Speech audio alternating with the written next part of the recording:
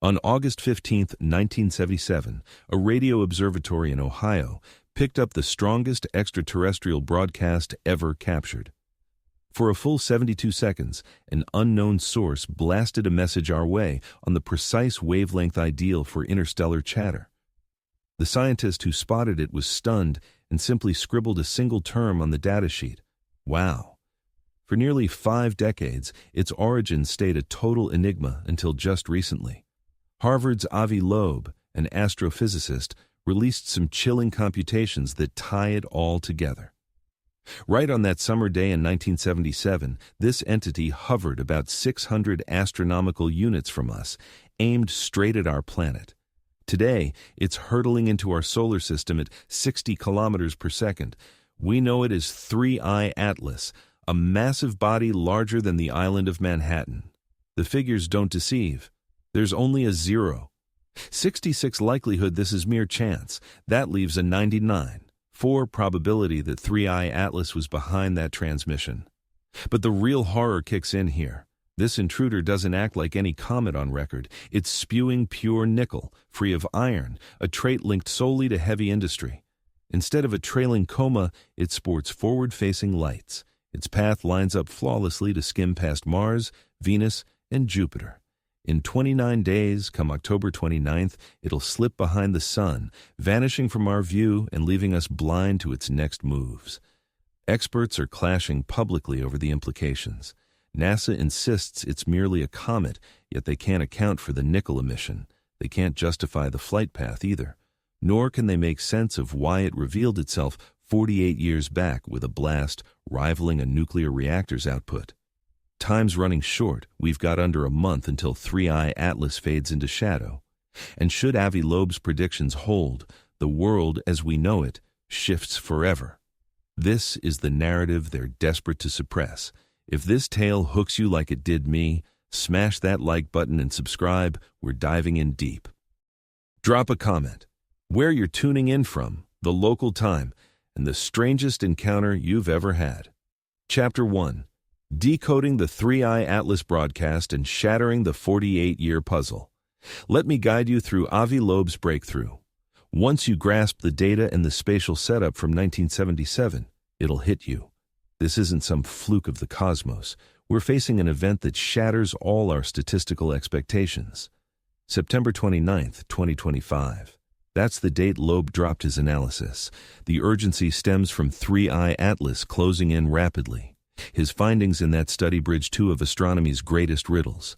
The wow signal and this rogue from the stars aren't isolated puzzles. They're intertwined, divided by 48 years and countless kilometers. Here's what Jerry Amon observed that fateful August evening. The Big Ear Array at Ohio State University was methodically surveying the heavens, sifting through the universe's static for anomalies. At p.m. Eastern Time, it zeroed in on a source within Sagittarius. The intensity surged dramatically, not a minor blip but a huge peak. The system logged it as 6EQUJ5, indicating the pulse was 30 times above the ambient hum. Amon pored over the output a few days on. Spotting the peak, he seized a red marker, highlighted it, and jotted, "Wow," beside the code, complete with emphasis. That scribble stuck as the event's moniker, the wow signal, and for almost 50 years it defied all explanations. The burst endured precisely 72 seconds, far from arbitrary. That's the duration Earth's spin carries a stationary sky point across the Big Ear's scan window. The emitter wasn't drifting. It held steady in one spot, pulsing at 1420 MHz, the signature line of neutral hydrogen, the cosmos's most common building block. If someone aimed to beam a message across the void, if you're broadcasting a message that any advanced society would instantly identify as engineered, you'd choose that particular wavelength. It's essentially the universe's universal greeting. What rendered it utterly baffling, though, was its one-off nature. The transmission didn't recur.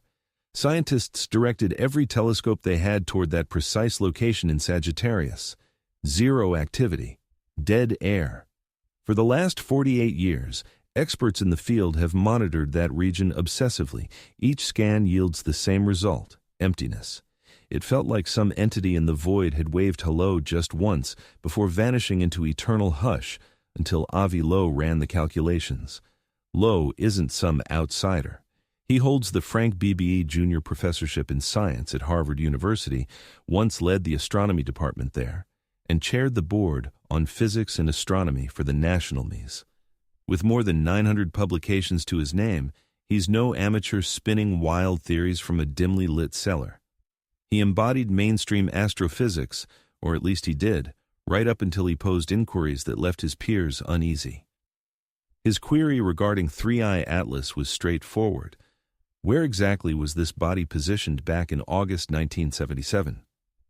3I Atlas follows a hyperbolic trajectory, meaning it's not tethered to our solar system.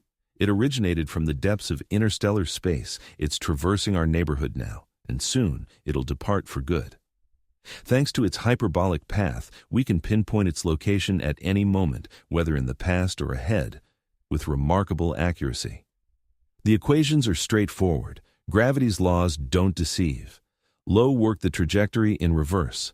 On August 15, 1977, 3I Atlas sat roughly 600 astronomical units away from our planet. 1 astronomical unit equals the span from Earth to the Sun, around 150 million kilometers. So 600 AU translates to 600 times that vast gap.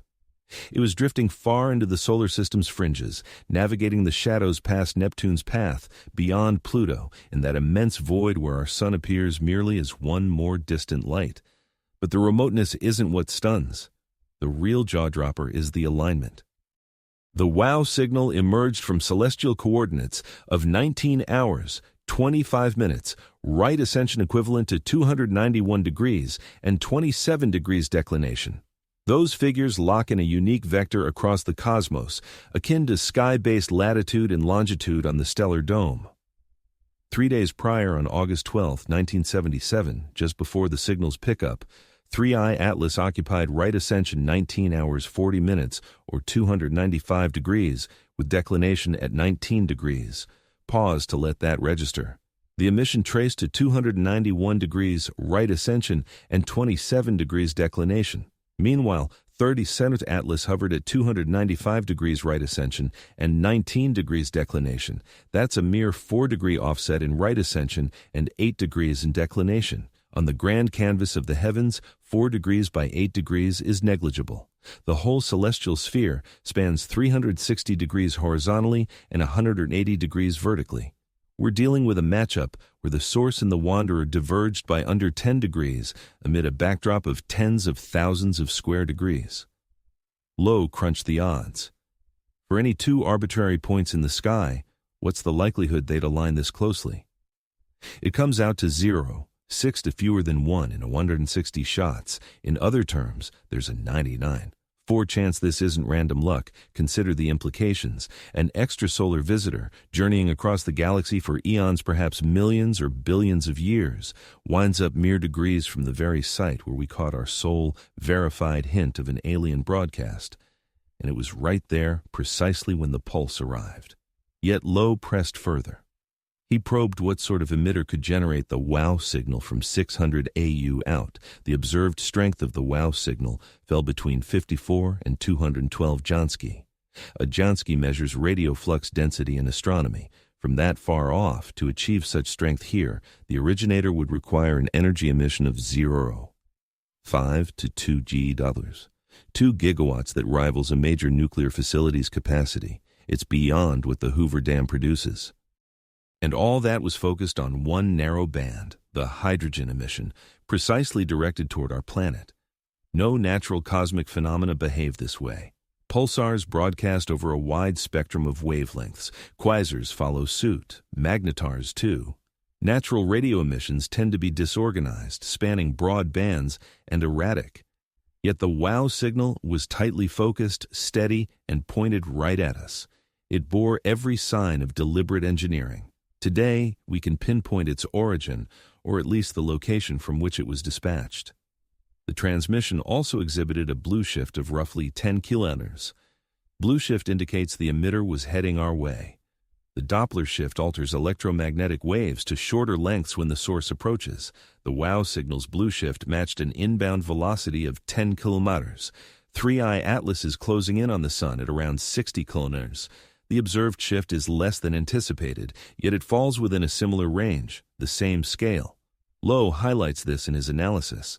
The speeds don't match precisely, but they're close enough to keep the link viable. Consider this scenario. An entity voyaging through the void of space for countless ages enters the solar system's fringes in the 1970s and sends out a potent narrowband pulse at the hydrogen line, directed straight at Earth. Then it falls quiet. For 48 years, it glides closer, penetrating deeper into the system, evading detection by our instruments due to its distance and dimness, until July 1st, 2025, when the Atlas survey in Chile detects a swift interloper and determines it's not bound in orbit around the Sun, it's merely transiting. Tracing its path backward reveals it hailed from Sagittarius, the very sky patch where the WOW signal emerged. Each additional detail stacks the odds against mere chance.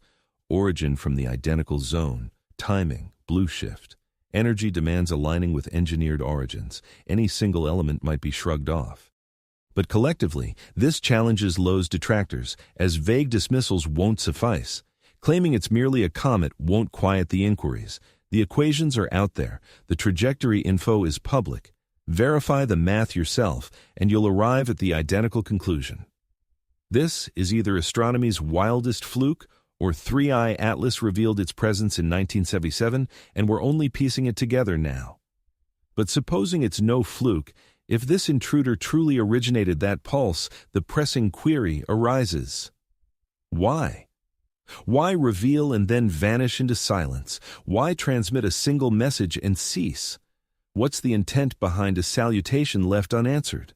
Unless it wasn't a hello, perhaps a marker, an alert, a probe to check for listeners. Or, conceivably, the broadcast wasn't intended for humanity. We might have simply intercepted a message bound elsewhere, nearer by, already within our solar system. That idea ought to disturb you profoundly. For if 3I Atlas was signaling another entity, it implies solitude is off the table. And without isolation, the inquiry transforms. We cease wondering about arrivals and begin pondering their tenure. How long they've lingered, observed, maneuvered in the shadows beyond our notice. Chapter 2. 5 Baffling Oddities That Yell Engineered. Grasping 3I Atlas's current actions is crucial as its conduct defies norms. It doesn't mimic a comet, nor an asteroid. It resembles nothing in our catalog. The nearer the scrutiny, the more bizarre it appears. 5 quirks, as Avil tallies them, 5 distinct traits, each unlikely on its own. Together, they render a chance natural body a statistical absurdity. When experts discuss anomalies, they refer to variances from predictions rooted in established theories and one oddity, and you dig a bit deeper. 2 oddities, and you're raising eyebrows. But 5? That's the point where you either overhaul the entire playbook or concede that your framework is overlooking some core element. Let's break down the first irregularity, the path it's taking. 3I Atlas follows a backward loop. In other words, it's traveling counter to the usual flow of planets around the Sun. Most stuff in our solar system circles in the same direction, a legacy of the swirling cloud of gas and debris that birthed it all. Backward paths aren't unheard of, though they're uncommon. Comets from the Oort cloud, for instance, can swoop in from odd angles. So this reverse direction by itself isn't a total surprise. What really stands out is the uncanny precision of that backward path hugging the ecliptic plane. That's the flat plane where planets do their laps. Earth, Mars, Venus, Jupiter, Saturn, they all stick to it within just a handful of degrees, like cars glued to a highway.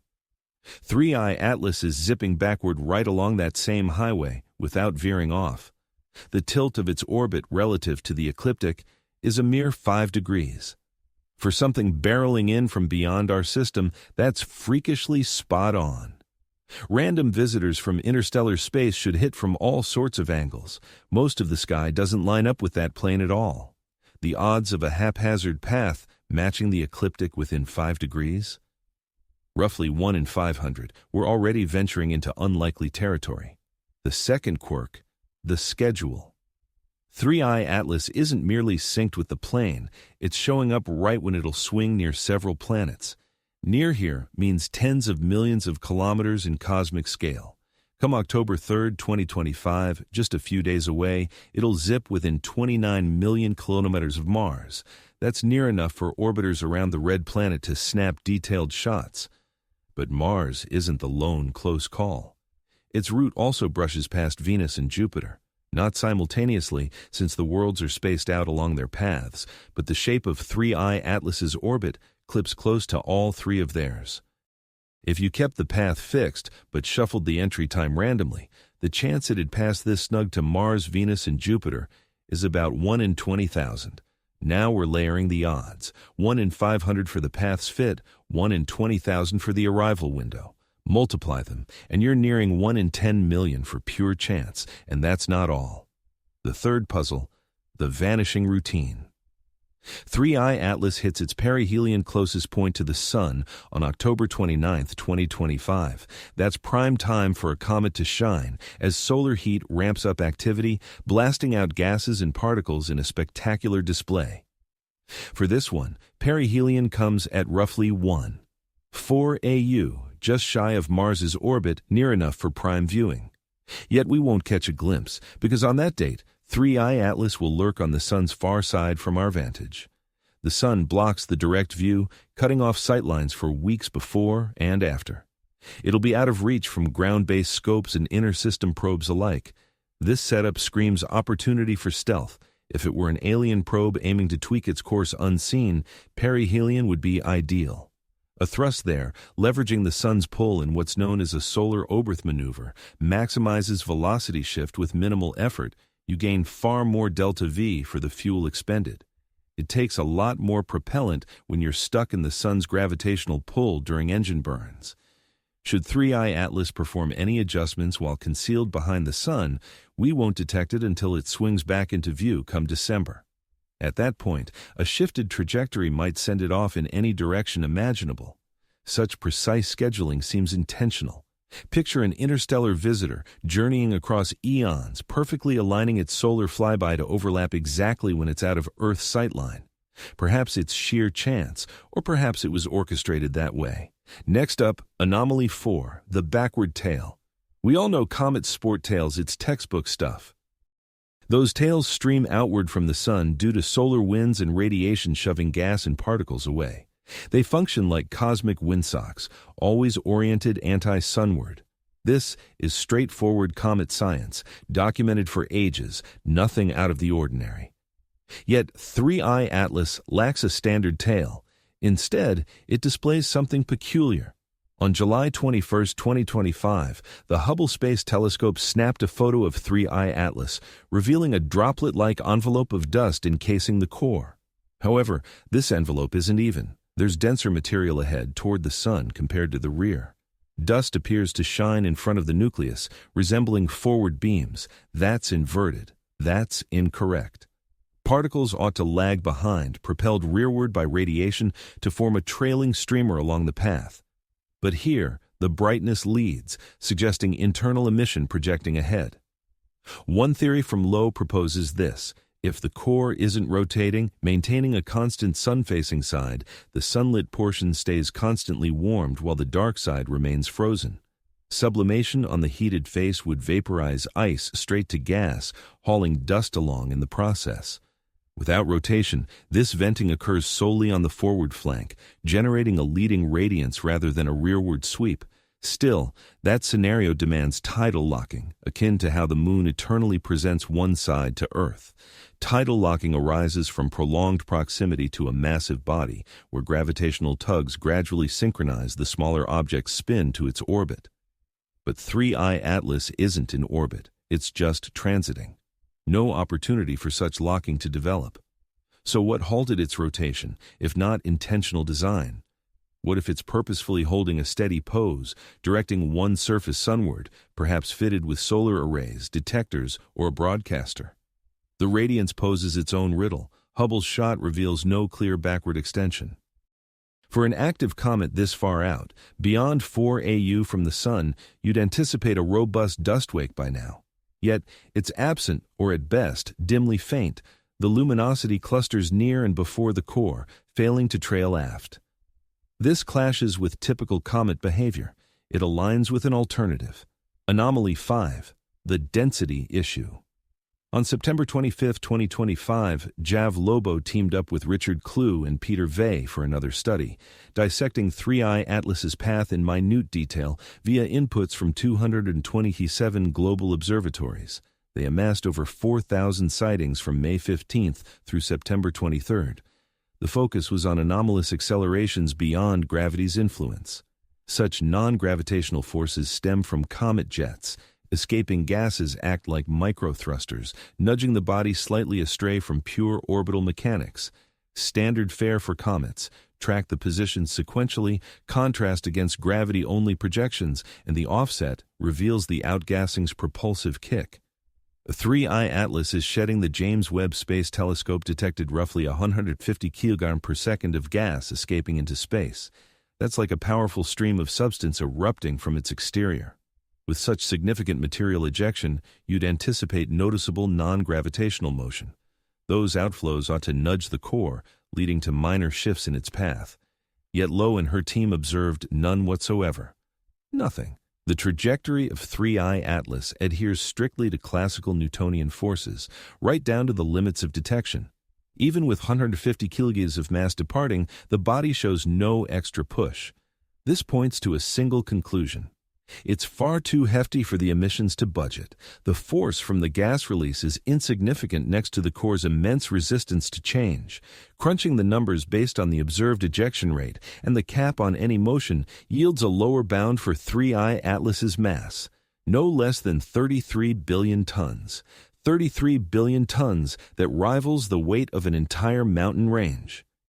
Assuming typical densities for rocky or icy material, that suggests a width of at least 5 kilometers, 5,000 meters.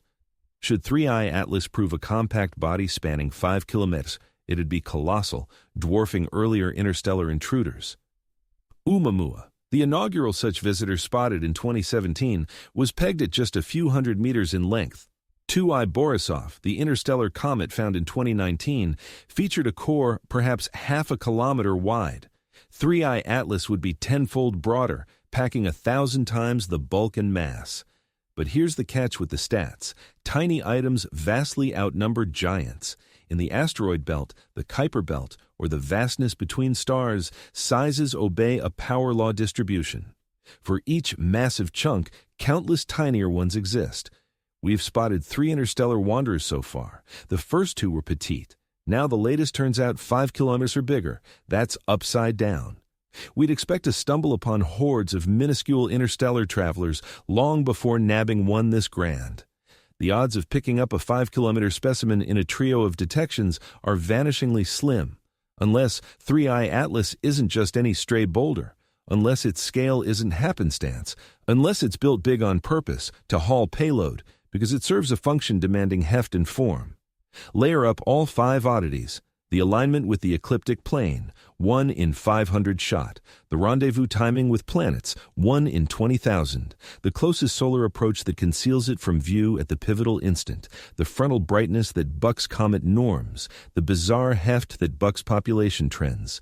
Any single quirk is unlikely. Combined, they sketch a design. And designs are the signals we hunt for signs of smarts. Consider jaywalking a road. If cars have a 40 shot at clipping you, you track that vehicle. You don't shrug it off as harmless. You stay alert. That's our spot with 3I Atlas. The quirks are mounting. The chances tilt hard away from mundane origins, and soon we'll snag our sharpest glimpse. In mere days, Martian imagers will snap shots at 100-fold the detail of prior views. We'll at last distinguish the core from its hazy shroud. We'll confirm if it's 5 kilometer wide or wholly otherwise. And that insight could upend all our notions of what's feasible. Chapter 3. The Markers of Engineered Chemistry. Probing a comet reveals its makeup through the light it gives off and bounces back. Spectroscopy breaks that light into a spectrum, akin to a rainbow, revealing dark dips or vivid spikes at key wavelengths. Every element and compound leaves a distinct signature.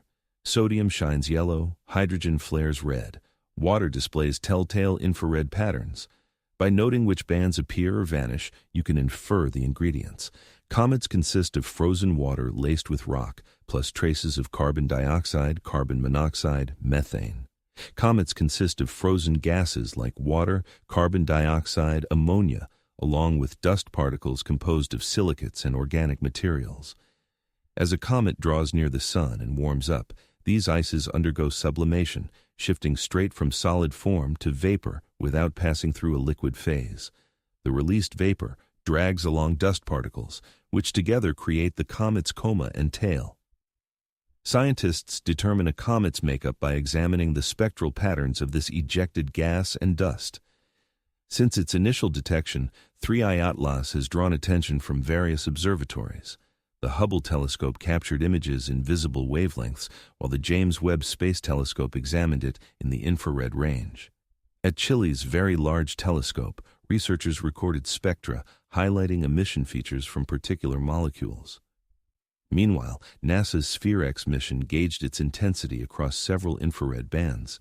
Every dataset contributed to the overall picture, yet the pieces simply don't align. Let's begin with the gaseous makeup. On August 6, 2025, the James Webb Space Telescope studied 3I Atlas via its near-infrared instrument. This observatory boasts exceptional sensitivity, picking up subtle molecular traces that elude other instruments.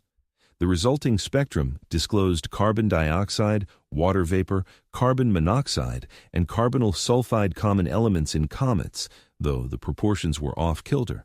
It showed 95 carbon dioxide, just 5 water, and mere hints of carbon monoxide and carbonyl sulfide. This flips the script compared to comets in our solar system, which tend to be dominated by water. Water stands as the primary volatile in these icy bodies, a logical outcome since water ice abounds in the chilly outskirts of star systems where comets originate. Carbon dioxide does appear, but generally in smaller quantities. For instance, a standard comet could feature around 80 water, 10 carbon dioxide, and 10 miscellaneous volatiles. In contrast, 3I Atlas boasts 95 carbon dioxide with only 5 water and utter reversal, akin to discovering a person composed of 95 skeleton and just 5 fluids. Chemically speaking, it's downright odd. Stephanie Milam, an astrochemist at NASA's Goddard Space Flight Center involved in the Webb analysis, proposed that cosmic rays might have modified the surface of 3I Atlas over its extended trek across interstellar voids. These rays consist of energetic particles, chiefly protons, racing through the cosmos at speeds approaching light.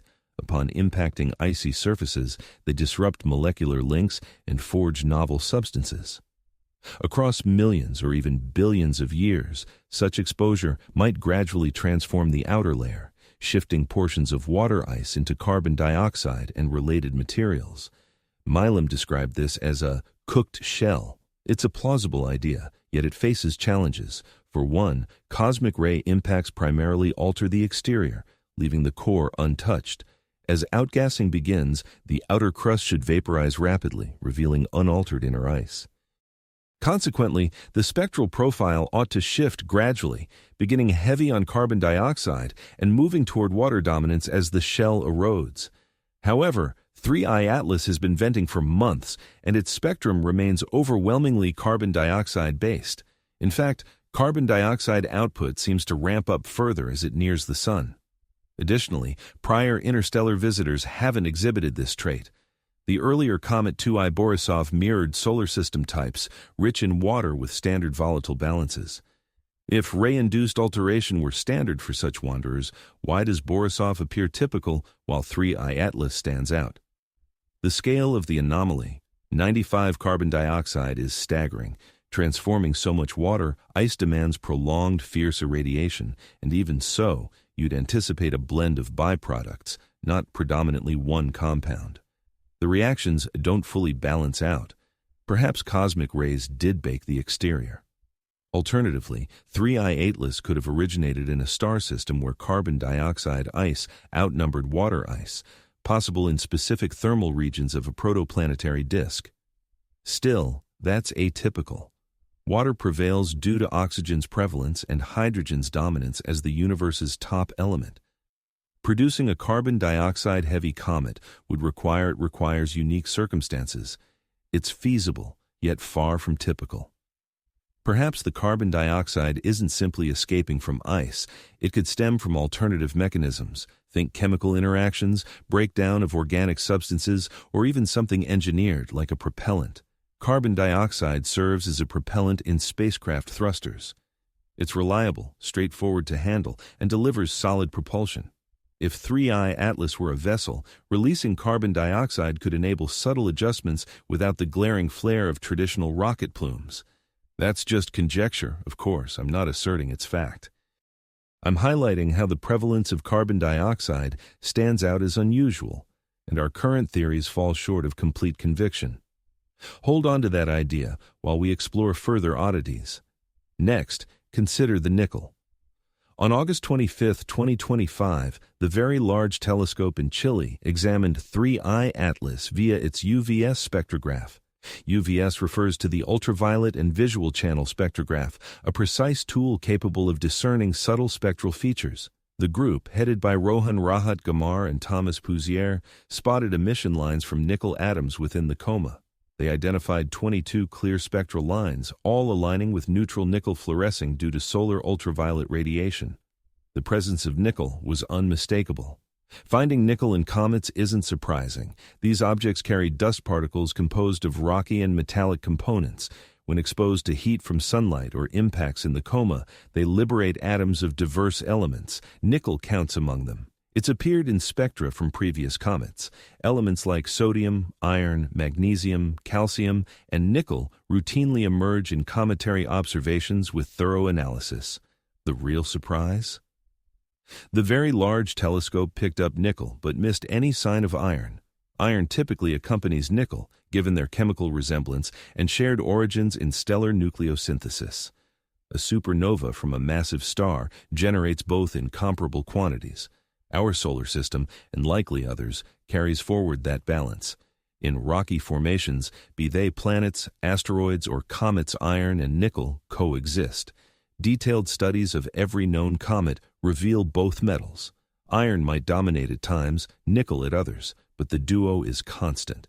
Variations in proportions occur, but the combination is standard. Nickel absent iron, that's unprecedented in natural celestial bodies. Yet with 3I Atlas, the VLT spectrum revealed robust nickel emissions and zero trace of iron. The expected iron lines simply weren't visible. The researchers scrutinized multiple wavelengths for iron signatures, zilch. Their detection thresholds were stringent. Had iron matched nickel's levels, it would have shown up. It didn't. Thomas Pouzier, a key astronomer on the team, noted that this unlocks an entirely fresh realm of chemical possibilities we hadn't glimpsed before. Spot on. But the puzzle remains. Is this novel chemistry innate or manufactured? On Earth, iron-free nickel arises through industrial means. Refining processes isolate nickel from iron-rich ores via targeted reactions. Take the Mond process, which employs nickel carbonyl, a vaporous formed to yield refined nickel. Carbon monoxide bonds with nickel under controlled warmth, forming the gas which then breaks down at elevated heat to deposit pure metal. This method is commonplace in industry. High-purity nickel, low in iron, features in alloys for aviation and engineering. Components in jet engines from stainless steel, structural elements in spacecraft, all rely on processed nickel. Spotting nickel sans iron immediately evokes thoughts of factory refinement. AVIBE underscored this directly. Iron-lacking nickel signals, technological fabrication of alloys. It's the hallmark of advanced engineering, not raw geology. And 3I Atlas is expelling this material. The output rate is climbing at an ever-quickening pace. Upon initial discovery in July, positioned roughly 9 astronomical units away from the Sun, the nickel emissions appeared quite subdued. By the end of August, closer in at approximately 8 astronomical units, the generation rate had skyrocketed by a factor of 25. That's a 25-fold jump in nickel over a single month. Proximity to the Sun correlates with heightened nickel release. What's more, the acceleration of this uptick stands out as highly irregular. The VT researchers modeled the observations with a power law relationship. Nickel yield varies with the reciprocal of the sun-centered distance elevated to roughly the 9th power. In other words, distance to the 9. Such a relationship reflects an extraordinarily abrupt sensitivity. By way of contrast, ordinary cometary processes typically follow a distance exponent of 2 or 3, an index of 9 signals that the behavior is intensifying far more aggressively than expected as 3I Atlas draws nearer to the Sun. What could drive such a pronounced escalation in nickel output? A potential explanation involves a stratified exterior. The uppermost crust might be abundant in nickel, yet deficient in iron. As this coating vaporizes, it uncovers comparable layers beneath, amplifying the emissions. Yet this scenario demands an account for the initial nickel dominance on the surface and fails to address the iron's absence. An alternative hypothesis from the VT group points to nickel carbonyl.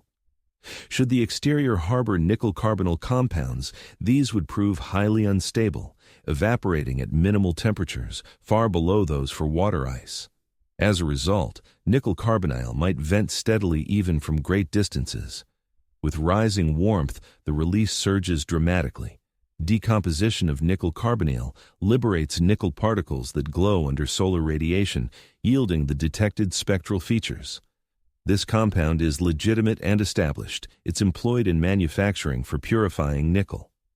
The key issue remains its potential natural occurrence in comets. Prior detections are absent, neither in our solar system's icy wanderers nor in cosmic voids beyond. While chemically viable, it lacks any prior empirical backing. And consider this. If nickel carbonyl resides within 3I Atlas, what accounts for its presence? Such carbonyls arise from carbon monoxide bonding with metallic elements. This process generally demands precise thermal and pressure regimes unlikely in the frigid zones of an emerging star system. Alternatively, they could be routine, with our inspections simply insufficient. Adding to the intrigue is the alteration in appearance. During early September, stargazers Michael Jerger and Gerald Roman obtained photographs revealing 3I Atlas, transitioning from a ruddy tone to a striking emerald radiance. In comets, that verdant shade often stems from C2 molecules or cyanogen. Observations from the Very Large Telescope revealed a sharp spike in cyanogen output near that period. The carbon-nitrogen linkages in cyanogen shimmer in sunlight, generating the signature emerald light. Cyanogen escalation mirrors the nickel surge. Each accelerates wildly as the entity nears the Sun. Each displays compositional markers that defy norms or break new ground. The anomalies compound steadily. Fresh findings introduce further inconsistencies with standard comet theory, or force-contrived appeals to peculiar processes, arcane reactions, exceptional environments, all uncharted territory. Eventually, one must ponder if we're piling on excessive outliers. Perhaps the most straightforward account isn't an outlier comet born of freakish alchemy in obscure settings, but instead, an entity of a wholly different nature, never intended as a comet from the start. Chapter 4. The Loeb Scale. How hazardous could it be? As Avi Loeb began framing 3I Atlas as a possible artificial construct, he recognized the need for a structured approach to convey the degree of worry-avoiding undue panic while not dismissing a real peril. For that, he devised the now familiar Loeb scale, a 0 to 10 assessment tool that gauges the probability and risk associated with interstellar objects potentially being artificial. A score of 0 indicates it's unquestionably natural, an entity showing traits that align with established types of comets or asteroids, like the prior interstellar comet, which would score 0. It resembled a comet, behaved like one, and possessed the composition of a comet. No oddities, no puzzles, just a frozen boulder from a distant stellar system zipping by. A perfect 10 signifies a verified artificial body hurtling toward Earth, poised to unleash worldwide devastation. An existential crisis. The sort of situation demanding an all-out human effort right away, even if our countermeasures might ultimately fail. From 0 to 10, the scale progresses through escalating degrees of irregularity and peril. At level 1, it covers items with slight irregularities or ambiguous information. Level 2 involves peculiar characteristics that remain within the bounds of natural occurrences.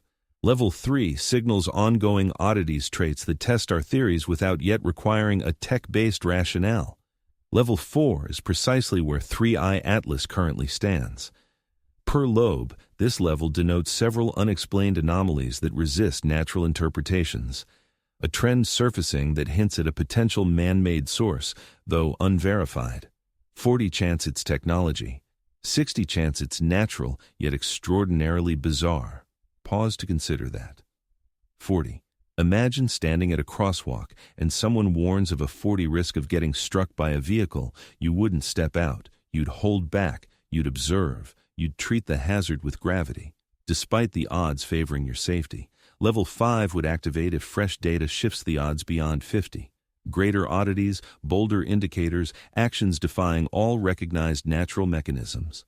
Level 6 implies the body is highly probable artificial, supported by diverse independent proofs, albeit not irrefutably established. Level 7 shifts to acknowledged technology. The body has shifted course via evident thrust. It has broadcast transmissions. It has shown shapes or actions that scream artificiality. By level 7, the argument ends. It's tech, no question. Now the inquiries turn to its nature and intentions. Level 8 denotes a verified artificial entity presenting no urgent risk. Maybe a quick pass-by, a scout monitoring us from afar. An epical find, transformative for the world, yet not an instant peril to our existence. Level 9 arises when the verified artificial body follows a path risking localized destruction and strike akin to a massive atomic blast, capable of razing a metropolis or nation but sparing global society. Level 10, as noted, represents the peak rating, verified artificial mass barreling straight at Earth with planet-wide fallout. The rock that wiped out the dinosaurs measured roughly 10 kilometers wide. 3i Atlas could span 5 kilometers larger. Should it collide at 60 kilometers, the blast would unleash power matching millions of atomic bombs. The ensuing debris shroud would eclipse the sun for years. Worldwide temps would crash, farming systems would crumble. It'd trigger a mass extinction. Yet 3i Atlas isn't targeting Earth. Its path ensures a minimum separation of great astronomical units, roughly 270 million kilometers. That's beyond Earth's orbit around the sun. Thus, whether artificial or malevolent, it's not directed our way at present. Still, paths can shift. That's the significance of the perihelion adjustment. Should 3i Atlas perform a thrust concealed by the sun in late October, it might redirect itself. Loeb and his team computed the speed adjustment required to target Earth. A change in velocity of 30 to 40 kilometers in October might propel the object or parts of it toward our planet from late December 2025 through early January 2026. Such speeds are enormous, far beyond what today's human spacecraft can manage using chemical propulsion, though certainly feasible with other methods. Systems like ion engines, nuclear thermal rockets, or even more advanced drives could make it happen. If 3i Atlas has journeyed across space for millions of years, it likely possesses some form of engine capable of guiding it over vast interstellar voids. The arrival timeframe is crucial. Should it show up in late December or early January, we'd get minimal notice. Perhaps just a couple of weeks at best, based on the object's reflectivity and whether our observatories are aimed correctly. That's hardly sufficient for preparing any response. Our setup isn't equipped to stop a 5-kilometer wide body hurtling in at cosmic velocities. We struggle just to nudge aside tiny asteroids traveling at far gentler paces. Thus, a level 4 rating on the Loeb scale carries real weight. It signals a cautionary yellow flag, acknowledging we're facing an unusual phenomenon, one that requires close monitoring and scrutiny. It hints at risks that could intensify if more oddities pile up. Now, let's delve into the dark forest hypothesis, as it's key to understanding how we might view dangers from extraterrestrial arrivals. The dark forest idea offers a potential answer to the Fermi paradox. Why, amid the galaxy's countless stars and worlds, have we spotted no evidence of extraterrestrial societies? This concept, brought to prominence by sci-fi writer Loeb in his book The Dark Forest, paints the cosmos as a shadowy woodland. Each civilization acts like a stealthy predator slipping among the trunks, focused solely on endurance. The woods teem with unseen foes, their motives unknown. Emit a signal that betrays your spot, and you invite attack from any who view you as a rival. The reasoning is stark yet straightforward. Supplies are limited, and growth inevitably sparks clashes over them. Upon spotting another group, options boil down to alliance or annihilation of the rival. But alliance demands faith, which in turn needs dialogue, and signals crawl at light speed, so replies could lag by decades or ages. In that interim, the counterpart might arm itself or encroach on your domain. Under this logic, the wisest move is a proactive assault. Wipe out any detected life form before it endangers you. This fosters a survival bias. Outspoken societies perish while the reticent ones persist. Gradually, the galaxy populates with hushed, wary entities, each lurking in the gloom, too terrified to stir. It's a bleak outlook, implying initial encounters may not spark joyful sharing of wisdom and ways of life. Instead, they could trigger a sudden assault from a power that deems us risky and opts to disarm us preemptively. Does the dark forest hypothesis hold water? It's pure conjecture, drawn from strategic modeling and guesses about superior societies' actions. Yet it's far from absurd. Our past reveals that superior tech often spells doom for the inferior upon collision. Think imperialism, invasions, subjugation. The cycle endures. Should 3 Atlas represent a scout from a superior society, what drives it? Does it aim to watch, to connect, to gauge if we're hazardous, or does it harbor darker aims? Loeb raises the chance that 3 Atlas could be a massive carrier vessel, serving as a mothership, might deploy smaller probes while traversing the solar system. These compact probes could head toward planets, moons, or various intriguing bodies for closer examination. They might function as scouting drones. Alternatively, they could serve as armaments. We'd remain in the dark about their purpose until deployment occurs. The path of 3I Atlas lends credibility to this scenario. By sweeping near Mars, Venus, and Jupiter, it allows any ejected mini-probes from the primary body to arrive at those destinations with just a touch of extra propulsion. A probe launched toward Mars during 3I Atlas's nearest pass would require only a modest delta V of several kilometers per second to make contact. Such a boost is feasible using basic chemical engines. Reaching Earth poses more challenges since 3I Atlas stays relatively distant from our world. However, should it perform maneuvers at perihelion, it could tweak its course to dispatch probes our way. Or perhaps it has already unleashed them months earlier, and we're oblivious because spotting items under roughly 100 meters across proves impossible at interstellar ranges. That's precisely why Loeb pushes for ramped-up surveillance. The Galileo project, under his direction, runs observatories that sweep the heavens for unidentified anomalous occurrences. Should 3I Atlas unleash probes, and if those probes pierce Earth's atmosphere or start maneuvering nearby, the Galileo project's gear ought to pick them up. At present, the initiative boasts 3 sites, one in Massachusetts, another in Pennsylvania, and a third in Nevada. They employ a mix of optical and infrared imaging systems, coupled with software to spot and follow objects deviating from standard paths. Planes, satellites, and shooting stars all exhibit foreseeable routes and traits. An extraterrestrial probe would differentiate itself sharply. It might navigate in manners that ignore aerodynamic principles. It could radiate or bounce back light in peculiar fashions. Detection becomes possible, provided we're actively searching. Yet, spotting them marks just the initial phase. What follows if we identify alien probes? Should we seek dialogue, attempt to snag one, or view it as a danger and strive to neutralize it? These dilemmas demand attention from authorities and armed forces. Yet, to everyone's knowledge, no formal guidelines exist for handling extraterrestrial tech in our orbital vicinity. The perihelion, on October 29th, represents the pivotal juncture. That's when 3I Atlas will peak in activity, warmed by solar rays and obscured behind the sun's glare. If any action is forthcoming, it'll unfold then, and we'll stay unaware until its December reappearance. By that point, any released probes might already be en route to Earth or alternative objectives.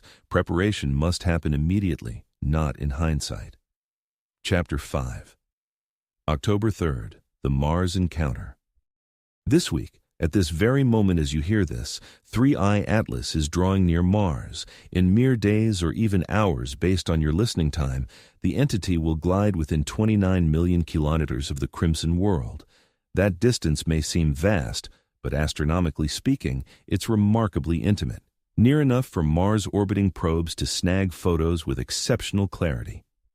The standout tool is the HiRISE camera on NASA's Mars Reconnaissance Orbiter.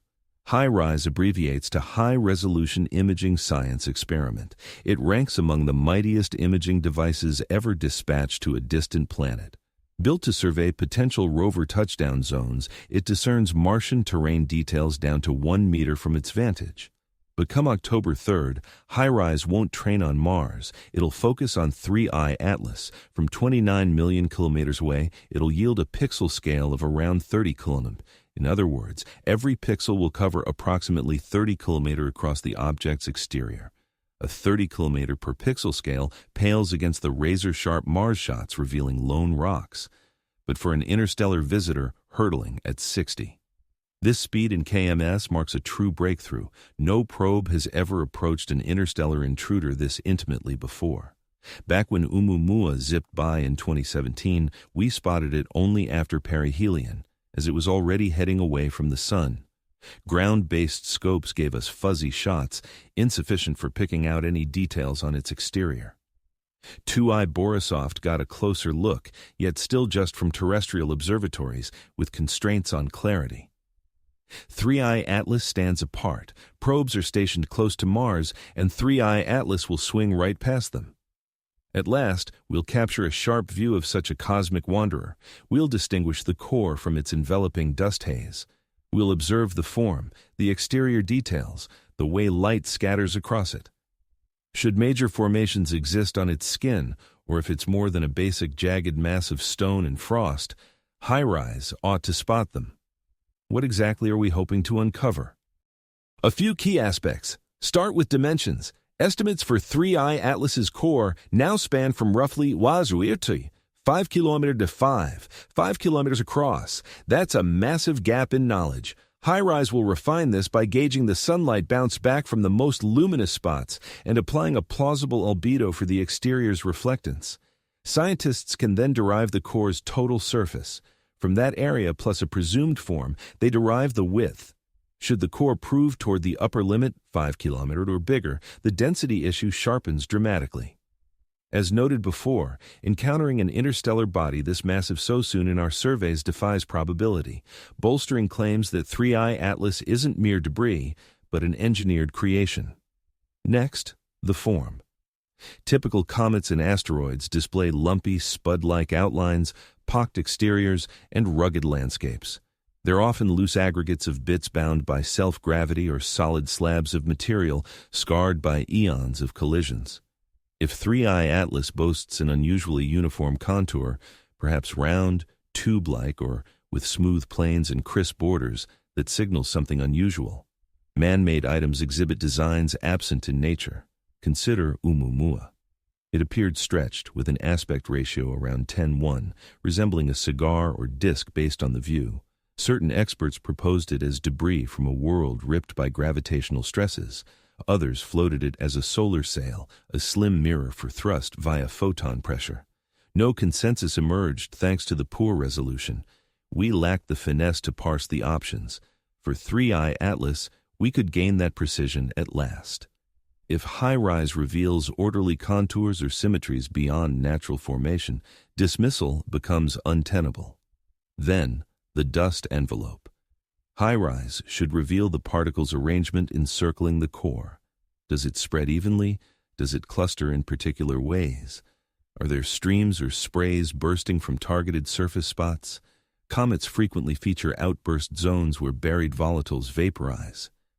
Such streams often aim precisely, yielding sprays akin to fountains.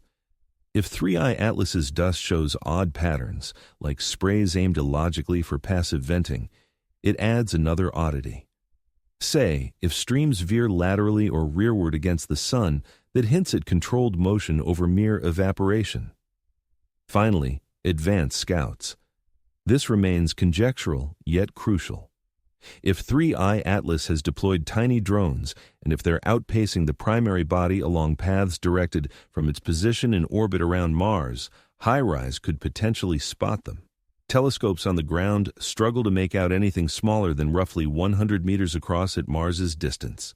However, HiRISE, operating from that elevated viewpoint, has the capability to pick up far tinier items, provided they are sufficiently near and shiny. Loeb determined that should 3I Atlas dispatch a scout traveling approximately 30 million kilometers in advance and offset laterally toward Mars, this scout might cross paths with the planet right around when the primary body reaches its nearest point. A scout traveling at merely a handful of kilometers per second compared to 3I Atlas could traverse that span over the ensuing weeks or months after the entity activated. Could HiRISE catch sight of such a scout? Possibly. It hinges on the scout's dimensions, its reflective properties, and whether it aligns precisely within the instrument's gaze at the opportune moment. Yet, if a scout exists and we manage to observe it, the implications would be profound. That would verify advanced engineering. It would propel 3I Atlas far up the Loeb scale without delay. ESA's Mars Express and ExoMars Trace Gas Orbiter are likewise monitoring 3I Atlas throughout this flyby. Mars Express is equipped with a high-resolution stereo camera along with multiple spectrometers. ExoMars features the color and stereo surface imaging system plus the Nomad spectrometer. These tools aim to analyze the light spectrum emanating from 3I Atlas, hunting for distinct molecular indicators in the surrounding haze. The spectrometers are equipped to identify substances such as water, carbon dioxide, carbon monoxide, methane, ammonia, and assorted organic materials. By contrasting the spectral data gathered from Mars orbit against readings from Earth-based observatories and from Webb, researchers can assemble a fuller understanding of the object's chemical makeup. Should previously undetected molecules appear, or if the proportions of existing ones shift as the body nears the sun, such details would prove invaluable. Experts warn that 3I Atlas will appear quite dim and distant, meaning the visuals from Mars Express and ExoMars may not yield stunning results. The entity will span fewer than a single pixel in their imaging systems, so detailed views of its surface are unlikely. Nevertheless, the spectrometers could still capture worthwhile information, particularly if the haze glows brightly enough. The viewing sessions are set for October 1st through October 7th, peaking at closest approach on October 3rd. Depending on when this reaches you, those sessions might already be complete. The information will stream down from the probes to Earth for handling and review, expected to require several days or even weeks before findings go public. Once released, though, we'll possess solid evidence to either back or challenge the oddities. If HiRISE images reveal a 5-kilometer core with an uneven form and standard dust patterns, and if the spectral analysis indicates commonplace cometary makeup, the idea of artificial origins would suffer a setback. It wouldn't vanish entirely, given the persistent issues with its path and mass, but advocating for non-natural status grows tougher if it resembles and behaves like a typical comet upon inspection. Conversely, if HiRISE captures something anomalous, if the form proves overly symmetrical, if unnatural features emerge, if the dust arrangement seems off-kilter, or if hints of advanced scouts appear, the case for technology gains momentum. We'd advance along the Loeb scale. Discussions would evolve from mere conjecture to deliberate planning for subsequent steps. There's one more probe that might scrutinize 3I Atlas, albeit from a greater remove, and no choice has been finalized yet. NASA's Juno mission is presently circling Jupiter. Juno's core objectives involve probing Jupiter's atmosphere, magnetic environment, and internal makeup, yet it's approaching the conclusion of its designated lifespan. The probe has surpassed its initial schedule by a wide margin and is depleting its propellant reserves.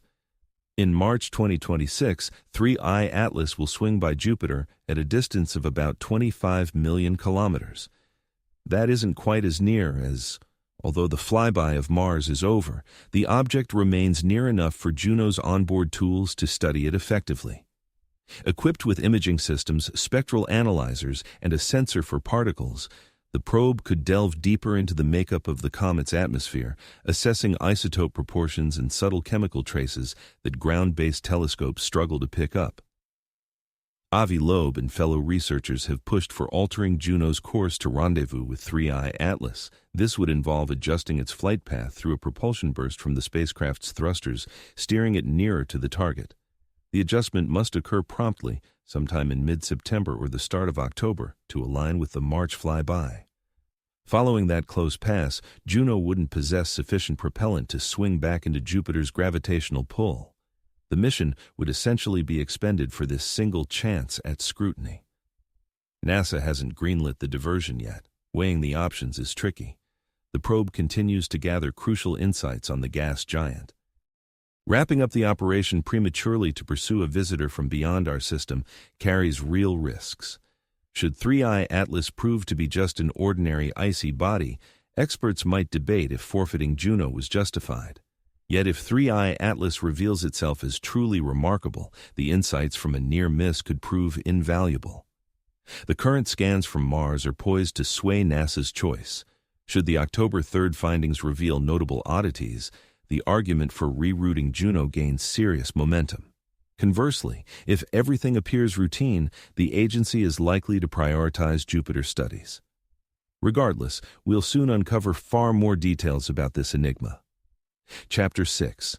October 29th. The Vanishing Behind the Sun, October 29th, 2025. Remember that day. It's when 3I Atlas hits perihelion, drawing nearest to our star. For comets in general, this point marks the height of spectacle. Solar warmth ramps up fiercely. Frozen materials vaporize at peak intensity. The surrounding haze glows brighter. The streaming tail stretches out farther. This is prime time for comets to dazzle, when they shine most vividly, behave most dynamically, and offer the richest viewing opportunities. Except we'll miss the display entirely. Come, October 29th, 3I Atlas will sit on the Sun's far side relative to our planet. The alignment of their paths positions Sol squarely in the line of sight between Earth and the intruder. In the weeks leading up to and following perihelion, 3I Atlas will vanish amid the blinding solar light, undetectable by any earthly observatory or probe cruising the inner system. Such occurrences aren't rare. From our vantage, comets frequently slip behind the Sun. It irks scientists, denying them the climax of the event. Still, it's par for the course. Celestial paths follow gravitational dictates, indifferent to human schedules. Bodies follow the pull of forces, but for 3I Atlas, the schedule seems almost intentional. Consider an entity journeying across eons, perhaps millions or billions of years. One whose path hugs the ecliptic to a mere 5 deviation. One brushing past Mars, Venus, and Jupiter at precisely opportune moments. And now it also times its solar skim to coincide with total concealment from terrestrial eyes. Yet another layer in this pile of improbabilities. Suppose you engineered a vessel intent on acting unseen. Perihelion, screened by the Sun, would be the ideal window. Here's the reasoning. A solar Oberth burn ranks among the smartest methods for altering speed in the void. The concept is straightforward. Plunged in a strong gravitational field and zipping along swiftly, a brief engine pulse yields a bigger boost to your ultimate velocity than identical effort would in the emptiness far out. Think of giving a playground swing a nudge at its lowest swing versus highest point. Precision in timing is key. During perihelion, 3I Atlas will hover roughly AUM 4 AU from the Sun, about 210 million kilometers away. Its solar relative velocity will peak at around 90 kilometers during the skim. Should it ignite thrusters right then, a relatively minor push, enhanced by the dynamics of its orbit, could generate a substantial shift. Altering its path, what level of propulsion would be required to head toward Earth? Loeb figured it out. A speed adjustment of 30 to 40 kilometers delivered at perihelion might send 3I Atlas itself, or pieces broken off from it along a path that crosses Earth's orbital route. The The timing for arrival would fall between late December 2025 and early January 2026. That's a substantial amount of delta V at 30 to 40 kilometers. Today's human-made vessels relying on chemical propulsion can't pull that off. The quickest probe we've constructed, the Parker Solar Probe, hits around 190 kilometers in relation to the Sun. However, that's thanks to repeated gravitational slingshots from Venus and extended buildup over years. It lacks 30 kilometers of delta V ready for course corrections. Yet 3I Atlas isn't a product of human engineering. Should it turn out to be artificial, it has journeyed across interstellar voids for an immense duration. It likely possesses drive mechanisms far surpassing our present capabilities. Perhaps ion thrusters, nuclear power plants, antimatter systems, or tech capable of providing steady push across vast distances or powerful bursts on demand. Could we spot such an adjustment? Possibly not. If the propulsion kicks in while the body is positioned behind the Sun, the exhaust trail stays hidden from view. Real-time shifts in its trajectory would escape our notice. We'd only realize a change occurred come December upon its reappearance, once we recompute the orbital path. Should the updated path deviate from expectations, or if the object appears out of place according to gravitational forces alone, that would signal intentional maneuvering. The issue lies in the timing. By the moment we confirm any such action, our chance to act will have slipped away. If 3I Atlas or any payload it dispatches aims for Earth and we don't catch on until December, we'd have mere weeks at best to get ready. No existing planetary protection setup can handle diverting a 5-kilometer wide body hurtling in at interstellar velocities with just weeks' notice. Spotting it alone would prove difficult. 3I Atlas appears dim. It only showed up clearly in our scopes after drawing near and bouncing back enough sunlight. Should it unleash tinier scouts items measuring tens or hundreds of meters, they'd be far tougher to pick out. We might miss them entirely until they're almost upon us, maybe not spotting them before they plunge into the inner solar system or even Earth's air layers. This underscores why LOE stresses constant surveillance. The Galileo Project's observatories ought to scan the heavens during late December and early January for any unusual intruders. If anything shows up, if scouts or debris are inbound, picking them up marks the initial move toward mounting a defense. But what comes next? That's the thorny issue everyone prefers to sidestep. We lack set procedures for confronting possibly aggressive extraterrestrial devices nearing our planet. Sure, we have plans for meteor strikes, alert networks, forecasting tools for collisions, and conceptual ways to nudge them aside. Those apply to inert bodies on foreseeable paths, ones we can monitor for years prior to danger. An extraterrestrial vessel or its offspring wouldn't play by those guidelines. They might veer off course without warning. They could speed up or slow down. They could pivot sharply en route. Every one of our rock deflection plans presumes the objective stays inert, unable to resist or dodge. A cunning foe upends the entire game, and there's one more possibility worth pondering. Suppose 3I Atlas veers not toward Earth but Jupiter. Its current route brings it fairly near the gas giant post-perihelion. A more modest speed tweak, 10 to 15 kilometers, could steer it far nearer to Jupiter than projections suggest. Near enough for in-depth study of the colossal world and its satellites, near enough to launch instruments into Jupiter's clouds or land on the icy expanses of Europa, Ganymede, or Callisto. The satellites orbiting Jupiter hold a special fascination for astrobiologists. Among them, Europa stands out, featuring a vast hidden ocean under a frozen shell, making it a prime candidate for hosting life anywhere in our solar system. Should an extraterrestrial society aim to probe for signs of biology here, Europa would rank near the top of their agenda. Such a spacecraft dispatched to Europa might hunt for precisely what intrigues us: traces of organic activity, tiny organisms lurking in the depths, or molecular hints of life processes. Should that kind of existence be present, and if 3I Atlas picks up on it, what's the follow-up? Would it signal its originators, gather specimens, disrupt the habitat by bringing in pollutants or modifying conditions? Their motives remain a mystery. That's the core dilemma. A society advanced enough to dispatch machines over vast cosmic voids pursues objectives beyond our wildest guesses. They could be researchers or adventurers chasing insights purely out of curiosity, or perhaps miners surveying worlds and satellites for eventual harvesting, or even eradicators wiping out budding rivals to avert future dangers. The dark forest idea points toward the last option. In a cosmos where societies vie for endurance, broadcasting your position or strengths invites peril. If 3i Atlas hails from one like that, its task could involve scouting, then striking down threats, monitor, evaluate, and eradicate if needed.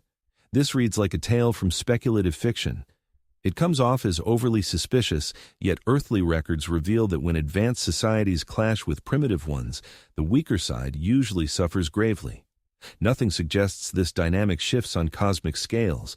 Loeb doesn't pretend to grasp 3i Atlas's identity or aims. He just urges caution against ignoring the tech angle without deep scrutiny. The October 29th closest solar approach marks the pivotal instant. If the entity exposes its true form or acts in ways defying ordinary comet motion, it'll unfold then. The issue lies in our inability to witness it directly. Darkness will obscure the vital phase. Our only recourse is to anticipate its return in late November and early December, reassess its path, and scan for anomalies. Should it stick to the forecasted route without any propulsion evidence, the artificial origin theory loses steam. Yet if it's off course, if its path demands powered adjustments, we'll have confirmation. That's when the profound inquiries arise, ponderings on our response, debates over reaching out in dialogue or gearing up for protection. Reflections on whether humankind rallies against an outsider peril or splinters into rival groups clashing over strategies. Dilemmas we've scarcely faced head-on since alien arrivals stayed in the realm of hypothesis until now. 3i Atlas turns it tangible. Within weeks, fresh insights await. We'll gain readings from the Mars swing by. We'll observe the entity's actions nearing the sun. Once it vanishes behind the solar glare, we bide our time. We monitor closely. We wish for its reappearance to confirm it's merely an icy wanderer. Yet we ready ourselves for the chance it's something more. Chapter 7. The wild conspiracy notions surging at present. When enigmas arise and standard accounts seem lacking, online spaces rush in with guesses. 3i Atlas has turned into a magnet for such ideas. Over the last 2 days, the buzz has ramped up sharply. Discussion boards, online networks, video platforms. Every corner offers views on the true story. Certain notions pose no real harm, just idle musing. Folks pondering, posing queries, linking clues that may not truly connect. Certain ideas have caught on, circulating among groups skeptical of mainstream accounts. A handful of these notions delve into troubling territory. The idea that details are being suppressed, that the complete picture isn't being shared, and that secretive events are unfolding out of public view. I'll outline what's being discussed, not to support these ideas, but to highlight how we grapple with ambiguity and risk. One popular notion is the deceleration hypothesis. Over the past 3 days, posts on Reddit and similar sites have popped up alleging that 3i Atlas is losing speed, with its solar relative velocity dropping in manners gravity can't account for by itself. Should this hold water, it'd be monumental. Celestial bodies don't break without some force pushing opposite their motion. Comets might accelerate a bit from gas vents, but deceleration demands retro-thrust, something comets lack. The issue lies in the shaky backing. Folks cite fuzzy mentions of sightings or insider leaks, but skip the details. Digging for the root origin often leads nowhere. This doesn't prove the idea's wrong, just unconfirmed. In tense scenarios, such unsubstantiated buzz can spark alarm or divert focus harmfully. We can confirm, though, that Loeb's study examined the path up to September 23rd and spotted no significant extra-gravitational push. A slowdown in 3i Atlas would have appeared in tracking records as a shift from the expected route. By late September, nothing like that turned up. This doesn't exclude a fresh adjustment, but implies any breaking likely kicked in post-data deadline. Next up, the pulsing concept. Claims suggest 3i Atlas is releasing steady energy bursts every 17 minutes intervals, supposedly picked up by radio dishes or similar gear, yet no formal validation exists. That 17-minute span feels peculiarly precise, no neat round figure. It aligns with no clear natural cycle, like spin speed or orbital harmony. Real pulses would defy easy natural causes. Pulsars do pulse steadily, sure, but those are dense stellar remnants with timings in milliseconds or seconds, not quarter hours. For a compact body to pulse every 17 minutes demands deliberate operation, a system cycling on and off with clockwork accuracy. That screams engineered. Maybe a locator signal, broadcasting location updates, or perhaps encoded messages dispatched in timed bursts. Caution's key here. Radio stargazing is tricky business. Earthly disruptions from broadcasts orbiting tech or land stations can mimic cosmic emissions. Separating genuine alien pings from local clutter calls for meticulous scrutiny. The famed WOW signal stood out by acing every check-perfect profile, length, and wavelength.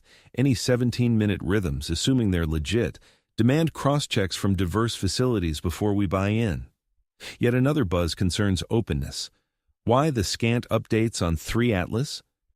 NASA and fellow agencies have stayed subdued. Sure, there are press releases with core orbital and makeup info, but scant depth.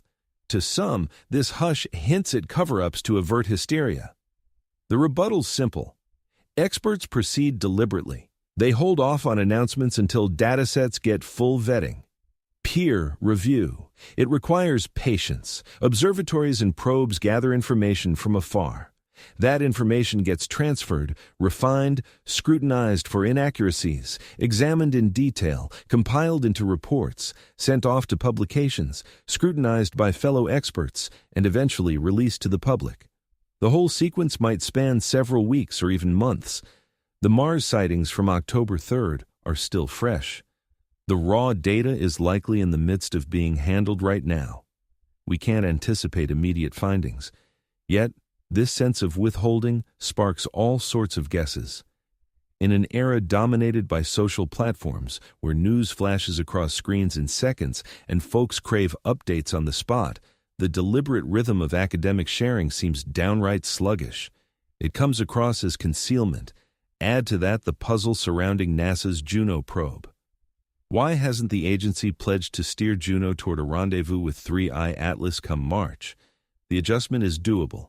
The craft is wrapping up its primary objectives regardless. A up-close pass by an extrasolar visitor could yield groundbreaking insights. So what's behind the reluctance?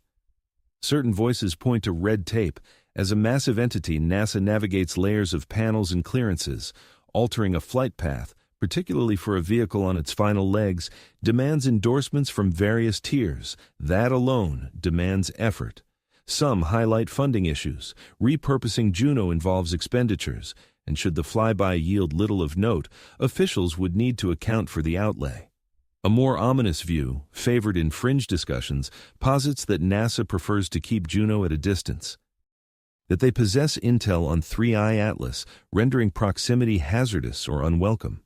Perhaps worries over pollution, with the spacecraft risking contact with unidentified organic or toxic elements. Perhaps dread of the craft suffering harm or obliteration should the visitor prove aggressive. Or perhaps apprehension over revelations Juno could uncover, details too explosive to suppress. Let me emphasize, there's zero proof NASA is concealing facts. The straightforward account of prudence and routine protocols is vastly more plausible. Still, how things appear carries weight. When individuals sense they're being kept in the dark, they weave their own tales to bridge the voids, and certain tales unsettle deeply. Whispers also swirl around the notion of a diversion via the Epstein documents. A faction insists the reveal of 3i Atlas and the surrounding buzz were orchestrated to overshadow pressing matters, political upheavals, financial woes, or any anxieties gripping the populace, deploying a timely extraterrestrial alarm to sway collective focus. Loeb tackled this head-on in a recent entry on his site. He stressed that 3i Atlas constitutes a tangible entity, visible through any solid telescope. It's no invention. It orbits out there, travels at trackable speeds, and stands up to independent confirmation. No one, himself included, could conjure it via some mythical space beam or other absurdities. The entity is authentic. Its path is genuine. The oddities are legitimate. Debating whether those oddities signal extraterrestrial origins remains a matter for science, not politics. Still, such notions flourish amid skepticism, and skepticism runs deep. Those skeptical of authorities, wary of experts after past deceptions, won't abruptly embrace assurances regarding an interstellar arrival. They'll presume trickery, ulterior motives, catastrophe. The outright fabrication claim pushes boundaries. A vocal minority asserts 3i Atlas isn't genuine at all. That it's a concocted tale, a psychological ploy to acclimate society to a staged extraterrestrial assault, or to rationalize expanded oversight and authority. Project Bluebeam, that vintage idea of projected illusions mimicking invasions, has been dusted off and linked to 3i Atlas. Dismantling this is straightforward. Numerous separate facilities globally have spotted and followed 3i Atlas. Hobbyists with scopes have snapped photos of it. If the evidence turned out to be fabricated, it would demand a worldwide plot roping and countless researchers and organizations spanning numerous nations. Such massive synchronization just doesn't hold water. Occam's razor points to the straightforward conclusion that the object is genuine. Yet for those already wired to suspect foul play, nothing will convince them. No proof is enough. They'll insist the photos have been tampered with, the findings invented, the experts in on it. Once you tumble into that mindset, reason can't pull you out. A recurring motif here involves gradual mental conditioning. The notion is that 3i Atlas, whether it's extraterrestrial tech or not, serves to ease society into accepting the reality of alien existence. A slow roll reveal. We start by spotting planets beyond our solar system. Next comes spotting signs of life in their air. Then, this visitor from afar arrives, displaying bizarre traits. Each phase sets the stage for what's coming, inching us toward the big truth. We're not solitary in the cosmos. Plenty of folks embrace this prospect. They view it as uplifting, broadening our worldview, paving the way to connect with a cosmic network. Others dread it. They fret over the fallout shakes to faith and beliefs, risks from superior societies. Looming above everything is one basic query. If 95% of folks worldwide remain unaware of 3i Atlas, is it due to suppressed info or simply because they ignore astronomy updates? Likely the second option. Cosmic headlines rarely grab the masses unless they feature stunning visuals or urgent dangers. An oddball interstellar visitor intrigues space enthusiasts, but for everyday people, it's too vague. Things could shift in a heartbeat with some blockbuster event. Should 3i Atlas pull off maneuvers if scouts get spotted or if tech gets verified, it'll dominate every outlet. At that point, wild theories will multiply wildly, since the reality hits home and demands explanations. Chapter 8. Scientists at War, the Academic Bloodbath. Science ought to stay neutral, unbiased, chase the facts no matter the direction, scrutinize ideas thoroughly, embrace outcomes, even if they upend your views. That's the principle. But research happens through people, and people carry pride, status, livelihoods. When a voice questions the status quo or floats notions that rock the boat, the pushback can turn vicious. Avi has felt this sting directly. He's far from the initial researcher sidelined for bold theories, nor the final one. But the ferocity aimed at him, especially over Oumuamua, and now 3i Atlas, exposes an ugly side to how experts deal with oddities that defy tidy categories. Let's kick off with NASA's take. Tom Statler, the agency's top expert on small solar system objects, fielded questions on whether 3i Atlas could be alien-made. His reply brushed it off. He informed journalists that 3i Atlas appears comet-like, behaves like one, and closely mirrors familiar comets. He admitted it shows a few quirky features unlike our local comets, yet wrapped up by saying the proof solidly marks it as a regular formation. That seems solid at first glance. Most weird finds prove ordinary after close inspection. Bold assertions demand ironclad backing. And right now, hints of 3I Atlas being man-made stay indirect. But spot what Statler skipped. He ignored the iron-free nickel. He glossed over the path's precise match and odd timing. He bypassed the weight issue and the backward tail. He just declared it resembles. Scientists often brush off unconventional theories by sticking to broad dismissals rather than diving into the nitty-gritty.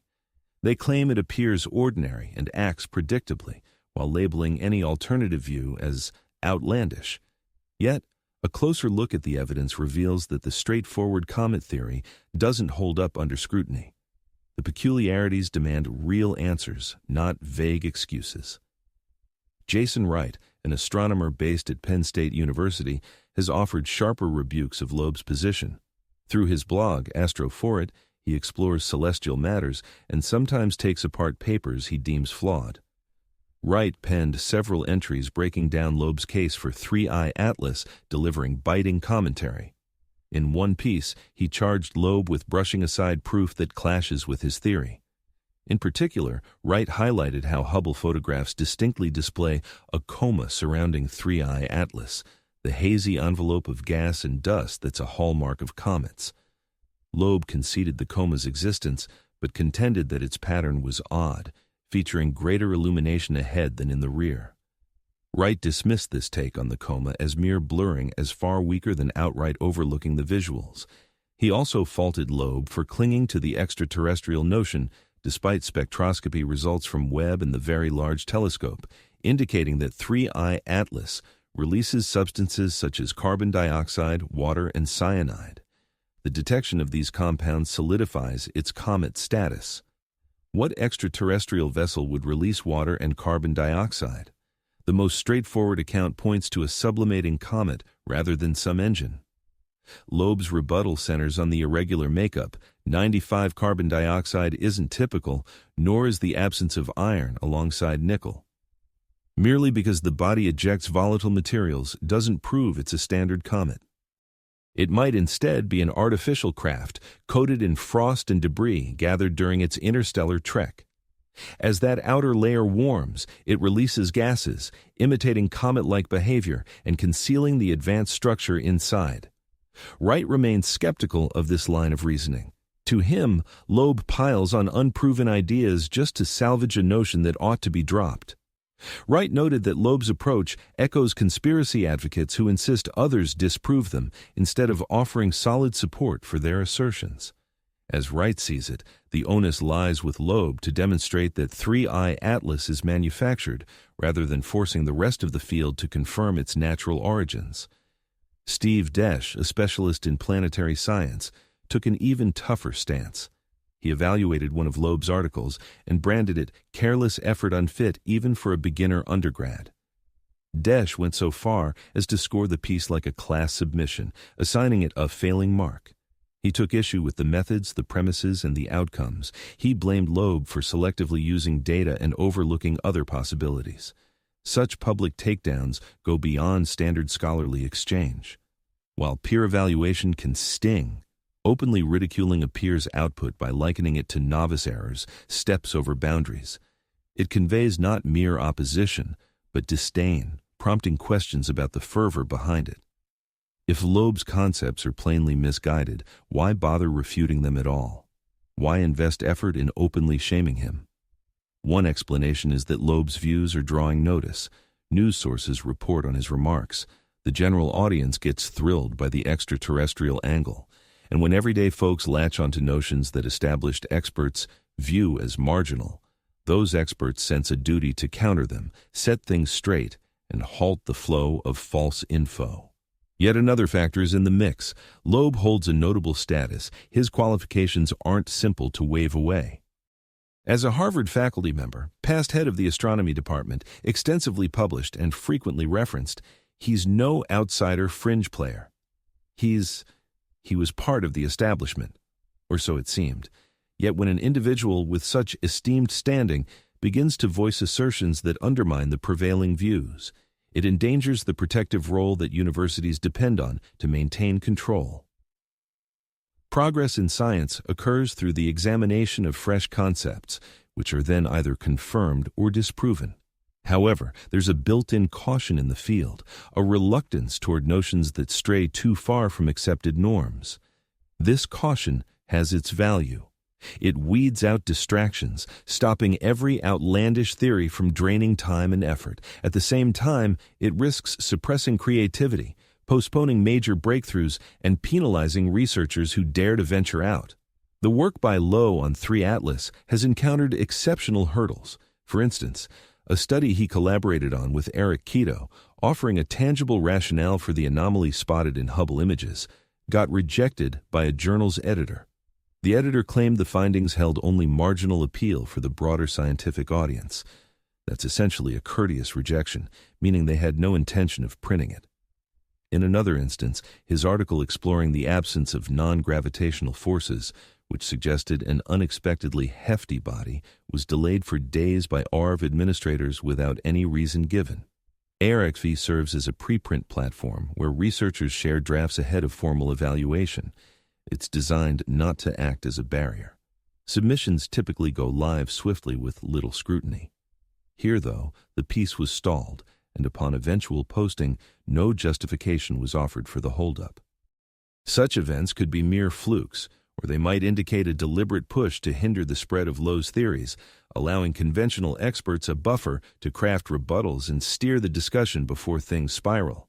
Loeb has confronted the backlash head-on. He contends that the essence of science lies in inquisitiveness and flexibility, rather than imposing rigid doctrines. He emphasizes that irregularities drive our knowledge forward. Brushing off every oddity as mere glitch or mistake means foregoing chances to uncover breakthroughs. Scientific chronicles abound with cases where concepts were mocked initially, only to be vindicated later.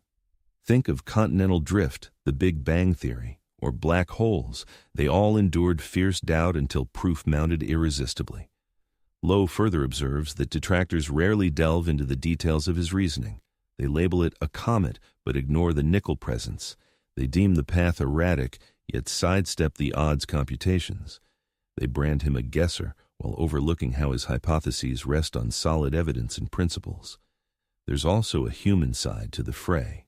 Certain of Loeb's opponents have launched ad hominem attacks, targeting his character beyond his proposals. They've probed his intentions, implied he's chasing fame, and charged him with undermining the discipline by lending weight to outlandish notions.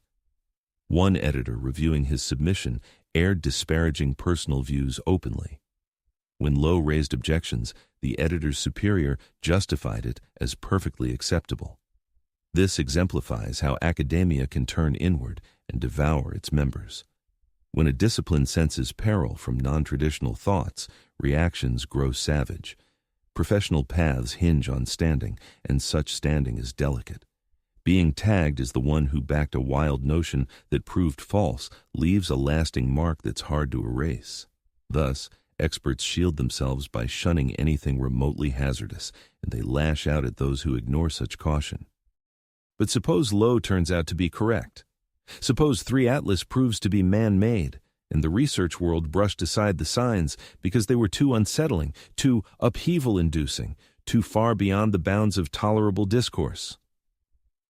The repercussions of such an oversight would be immense. We'd forfeit the opportunity to gear up, investigate, and grasp the reality at hand. And someday, chroniclers of the future might gaze back in disbelief at our short-sightedness. Chapter 9.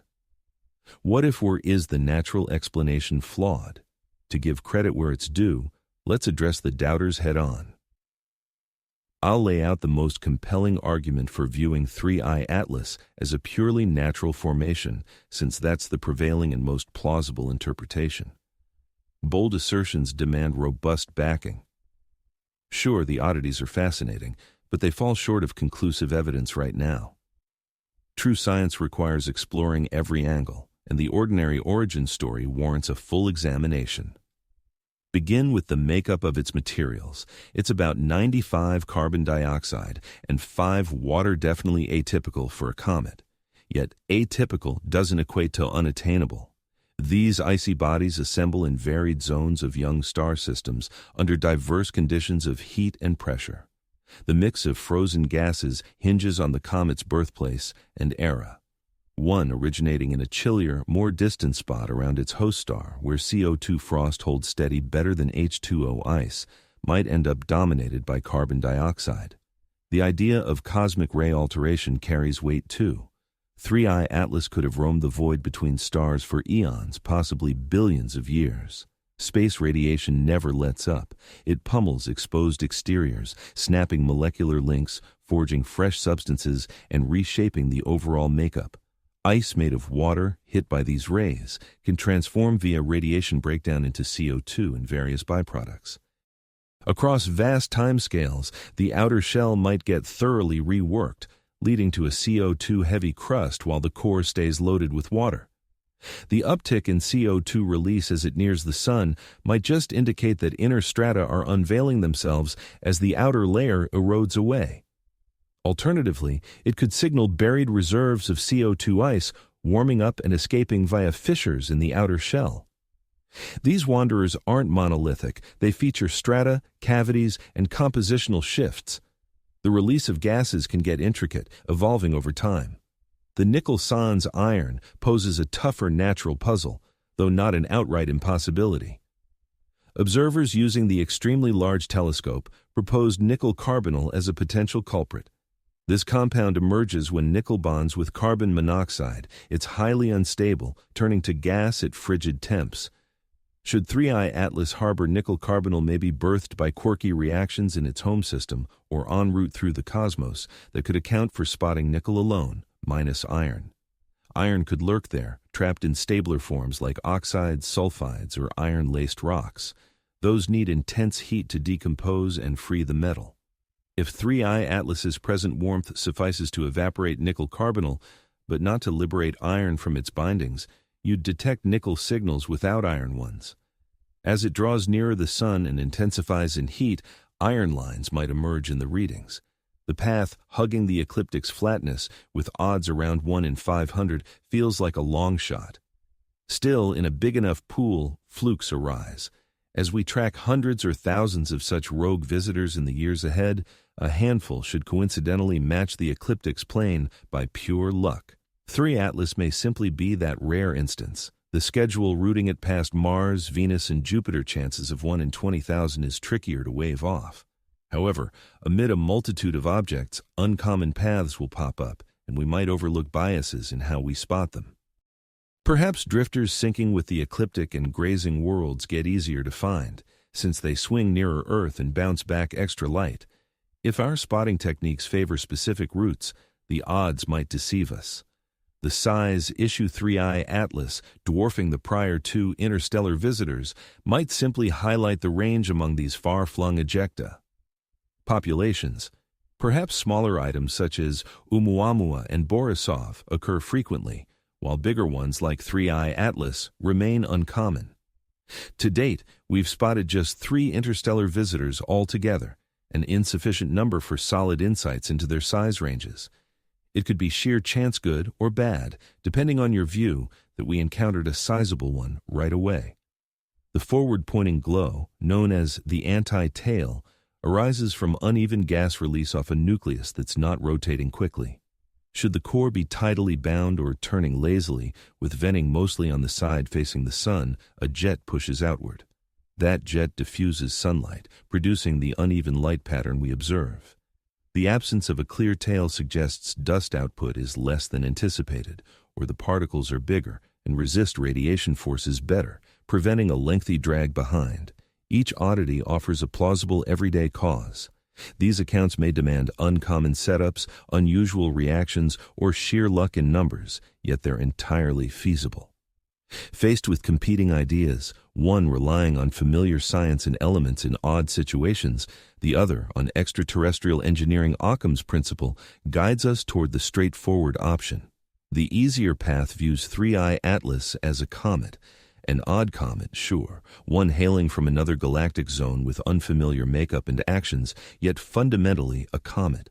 A cosmic body molded by eons of universal development rather than a man-made device.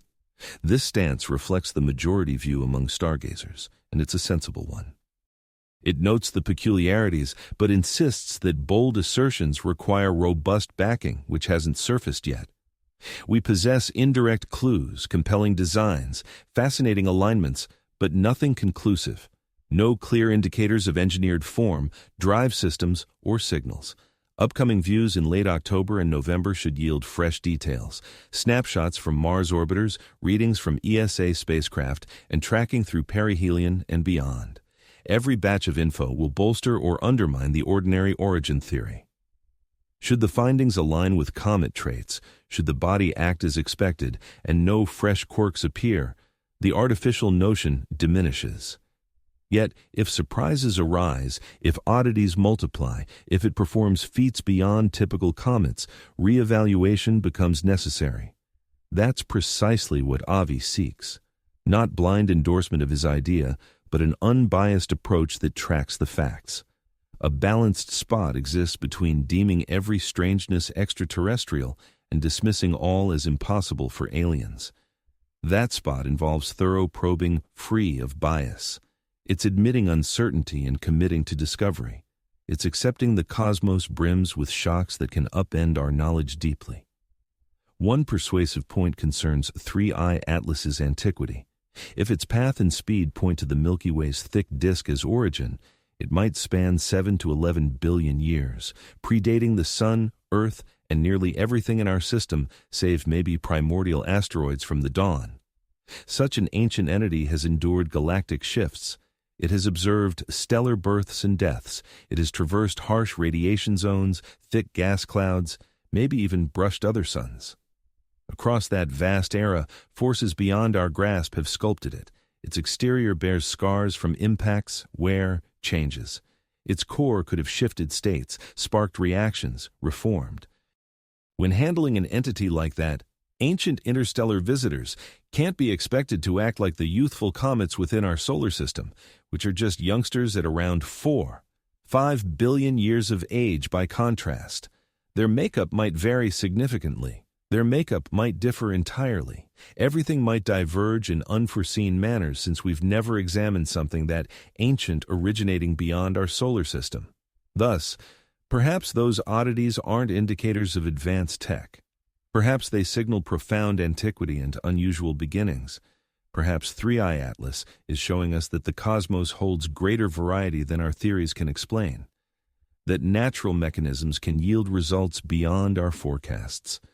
Perhaps the key takeaway is a sense of modesty, a recognition that our grasp of comets and extrasolar bodies remains quite rudimentary. Such a realization would prove immensely useful. It would broaden our insights, it would sharpen our scientific approach, and it wouldn't demand overhauling our fundamental perspectives or facing the prospect of surveillance by far more ancient and sophisticated minds. Chapter 10. Humanity's Crossroads. What lies ahead? We're nearing a pivotal point of insight. Over the next few weeks, various probes will scrutinize 3 Atlas with remarkable precision.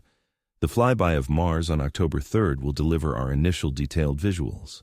The closest solar approach on October 29th will assess if the body acts like a typical comet or displays surprising behavior. The return to visibility in late November and December will show any shifts in its path. Every sighting serves as an evaluation, and each one will either validate or question our current assumptions. From November 2nd through November 25th, the European Space Agency's Jupiter Icy Moons Explorer, known as JUICE, will examine 3 Atlas via several tools. JUICE is en route to Jupiter following gravity assist maneuvers around Earth and Venus. It's ideally placed to observe 3 Atlas amid one of its most dynamic periods, just post-perihelion, when the comet ought to reach maximum luminosity and emission levels. JUICE features imaging devices, spectral analyzers, and a sensor for particles. The imagers will record views of the surrounding haze and any emerging tail. The analyzers will probe the makeup of the vapors and particles, seeking compounds overlooked in prior scans. The particle sensor will gauge ions and electrified bits near the comet, shedding light on solar wind's influence on the released substances. The agency indicates that JUICE should offer the prime vantage of 3I Atlas in a highly energetic phase, as it's positioned to watch after perihelion when solar heating has peaked. The outbursts are expected to be vigorous. If there's a moment when 3I Atlas might disclose its true character, this is surely it. Vigorous comets quickly erode their outer coatings, uncovering pristine layers beneath. Any concealed formations or artificial elements would stand out more as the masking frost and grit vaporize. JUICE's findings won't arrive right away. The agency mentions that JUICE is presently on the Sun's opposite side from Earth, employing its main antenna as thermal protection. It's relaying info via a lesser secondary antenna at lower speeds. The complete November data might not be transmitted and analyzed until February 2026. That's quite a wait, yet upon release, it could prove conclusive. Efforts are also underway to align observations between JUICE and NASA's Europa Clipper. Both missions include ultraviolet spectrographs, devices that identify elements and compounds through their UV signatures. Should both probes view 3I Atlas at the same time from varied angles, they could pinpoint gas patterns in the haze, constructing a 3D model of the emissions. That degree of resolution has never a milestone has been reached with an interstellar visitor. Now, let's tackle the question on everyone's mind. Do we try reaching out to 3I Atlas? Should we transmit a signal, some kind of outreach, assuming it's truly artificial? Avibe has explored this conundrum in his writings. He highlights two primary dangers in dispatching a message. First off, we can't gauge the abilities or motives of anyone or anything that might pick it up. If 3I Atlas is a scout from a sophisticated society, that society could view an uninvited transmission as an act of aggression. Under the dark forest hypothesis, exposing your position is perilous. Sending out a broadcast declaring, "We're here, we're sentient beings," could come across as a provocation or an act of war. The reply might turn destructive. Secondly, even assuming no malice, the exchange could get twisted. What we mean to express might land entirely wrong. Communication, whether in math, images, or words, relies on shared backgrounds and presumptions. An extraterrestrial mind, shaped by a wholly alien evolution, unique senses, and distinct thought processes, might garble our intent. A simple hello could be taken as a slur. A proposal for partnership might register as surrender. Conversely, if 3I Atlas is a device dispatched to seek out smart life, it could be poised for our initiative. The WOW signal, supposing it originated from 3I Atlas, might represent a beacon, a probe to check if anyone's tuned in. By staying silent, we risk forfeiting a chance at connection, discovery, and insights that dwarf our present knowledge. Loeb recommends holding off on any outreach. Instead, we should monitor it closely, like sizing up a stranger on a first encounter. Observe their actions, traits, and aims before engaging. If 3I Atlas displays maneuvers hinting at smarts, reacts to our scrutiny, or shows any hint of noticing us, then dialogue becomes viable. But leaping to broadcast without grasping the situation is foolhardy. The Arecibo transmission of 1974, aimed at the Messier 13 star cluster, posed minimal threat. That group lies 22,000 light-years distant. Even if it's detected and answered, the back and forth would span 44,000 years. No immediate peril from such a remote culture, not on our time frame anyway. Yet 3I Atlas is right here, cruising our solar system. If it can detect and reply, we might hear back in mere months. That shifts the stakes dramatically. We must deliberate deeply on our choices and their fallout. There's yet another possibility. What if we're late to the party? What if 3I Atlas has already linked up with another entity in the system? What if undetected older craft are present, collaborating? The WOW signal could have targeted not us, but some other outpost in the solar neighborhood. We might have stumbled on an exchange not intended for Earth, akin to eavesdropping on talk in a tongue we scarcely comprehend. If so, the issue isn't initiating contact, but disclosing that we've caught the exchange. Perhaps the wisest move is silence. Eavesdrop, absorb intel without betraying our spot. The Galileo project plans to scan the heavens starting after October 29th. Loebers noted that the effort will scan for spikes in unidentified aerial anomalies post-perihelion.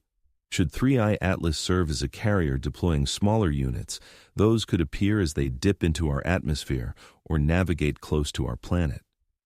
The Galileo setups are tailored precisely to spotting, and following these kinds of items would mark a groundbreaking achievement by itself. verifying the presence of extraterrestrial tech within our solar system would rank as humanity's greatest breakthrough ever. It would settle the age-old debate about solitude in the cosmos. It would demonstrate that smart beings thrive in other places, that they possess the ability for voyages between stars, that they show curiosity toward our neck of the woods for motives beyond our speculation. Yet spotting them is merely the starting point. Once spotted, the issue of reaction arises. Should we aim to waylay them? Should we strive for contact? Should we ready safeguards? Should we notify everyone or seal it under wraps? Such choices transcend any single individual or nation. They demand global teamwork, insights from experts in science, ethics, defense planning, deep thinkers, and voices from every corner of humankind. The trouble lies in our lack of any such system ready. No global entity holds the power to dictate humankind's reply to otherworldly encounters. The UN runs a panel on calm exploitation of space, yet it centers on pacts for orbiters and orbital outposts, not rules for bumping into alien smarts. SETI, dedicated to hunting extraterrestrial minds, has suggested steps for handling a cosmic broadcast pickup. But those steps presume a radio dish find, not a tangible body cruising our solar realm. We're caught off guard. That lack of readiness guarantees that any event would spark disorderly, splintered, knee-jerk reactions instead of thoughtful ones. Nations would chase their own paths. Some might seek dialogue, others concealment, still others confrontation. The outcome might breed disarray, squandered chances, or ramped-up conflicts we can't handle. Loeb contends we require a dedicated group, a worldwide outfit charged with scanning cosmic drifters and crafting reaction plans. This group would evaluate every item via the Loeb scale, gauging worry levels and fitting replies. Low-rated items, obviously from nature, call for nothing extra beyond routine study. High-rated ones, verified as tech-based with risk potential, demand unified action, perhaps including pursuit, outreach, or protective steps. The Vera Rubin Observatory, set to launch full operations shortly, will uncover interstellar wonders at a pace never seen before. Right now, we spot perhaps one every couple of years. With Rubin online, expect scores annually, maybe even hundreds. Every discovery merits evaluation. Any could prove the game changer. Establishing protocols ahead of the following find is essential. Consider the possibilities in the coming months. Should 3i Atlas turn out natural, we'd gain insights into vintage icy bodies from distant suns, broaden our grasp of how worlds form and develop, and sharpen our tools for spotting later arrivals. That's reward enough on its own. Should 3i Atlas prove artificial, we'd establish beyond doubt our company in the universe. Affirm sophisticated societies out there, confirm their galactic explorations, and note their arrival in our system. Such awareness would overhaul every facet of human society: faith, thought, governance, knowledge, all upended by grasping our shared cosmic neighborhood. The risks tower unmatched, and time presses on. Thus, we stand in late September, edging into October, eyes on the heavens, anticipating revelations that could drop in mere days, weeks, or months. 3i Atlas presses onward toward us, hauling along dilemmas we've scarcely pondered before. Could it hail from a far-off realm as an envoy, a probe, or just a timeless rover?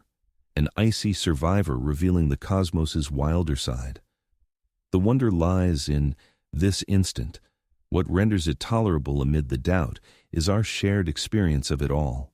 Every scope trained on that drifting speck of brilliance, every researcher poring over the findings, every listener tuning in and pondering its implications.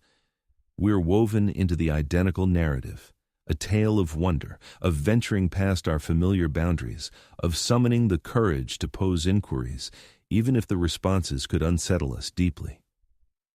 I reflect on Jerry Ayan in 1977, gazing at that unexpected readout, spotting those anomalous figures that defied expectations, and scrawling "wow" in crimson ink since words failed him otherwise. He couldn't grasp the discovery at hand. 48 years on, we could be on the cusp of clarity. That transmission may no longer stand as an enigma without resolution. It could represent a salutation, an outreach bridging the void from an entity already en route. Regardless of whether 3I Atlas proves to be a comet or a vessel, whether it delivers wisdom or peril, or merely glides by, leaving us in awe, it has already bestowed a precious gift. It has humbled us with our insignificance, our youth, our vast ignorance. It has underscored that the cosmos ignores our presumptions, our frameworks, our reassuring convictions. It just exists, immense, enigmatic, brimming with phenomena we've scarcely started to fathom. The coming weeks promise influxes of information, visuals from Mars, sightings as the entity nears the sun, followed by the suspense as it vanishes behind the solar blaze, while we pause in anticipation, yearning for its reappearance on cue, adhering to our forecasts, or perhaps defying them, unveiling its nature, affirming our solitude's end. In any case, knowledge will unfold, and that quest for insight amid dread and ambiguity that defines our humanity. That's the force propelling us to erect observatories, to dispatch probes through the solar realm, to burn the midnight oil with datasets, to tackle riddles without simple solutions. Thank you for joining me through these hours, immersing in this enigma, embracing the unease of uncertainty. If this journey sparked reflection, curiosity, or a fresh gaze at the starry expanse, I'd appreciate a like on this video and a subscription. It draws more folks to such accounts. And at this juncture, this account holds profound weight. This could be the pivotal tale we'll ever encounter. Before signing off, the usual caveat. All details here draw from peer-reviewed studies, verified sightings, and disclosed announcements. I've laid out diverse viewpoints, from advocates of artificial origins to proponents of mundane causes. The aim isn't to sway you toward a single conclusion, but to highlight the inquiries and equip you with facts for your own judgment. I make no assertions about 3I Atlas's identity. Nobody does. We're collectively awaiting those revelations. The cosmos teems with puzzles. Some enchant, some alarm. Some, like 3I Atlas, may blend both. As October progresses and evidence mounts, as we observe, anticipate, and speculate, recall we're part of an uncommon event, a juncture where obscurity might part, a phase where realities could shift. Gaze skyward, nurture your inquisitiveness, and no matter your location or the hour, as these words reach you, realize that overhead, slicing the shadows at 60 kilometers, a visitor from a distant star heads toward its solar encounter. What follows we'll uncover as one. Good night.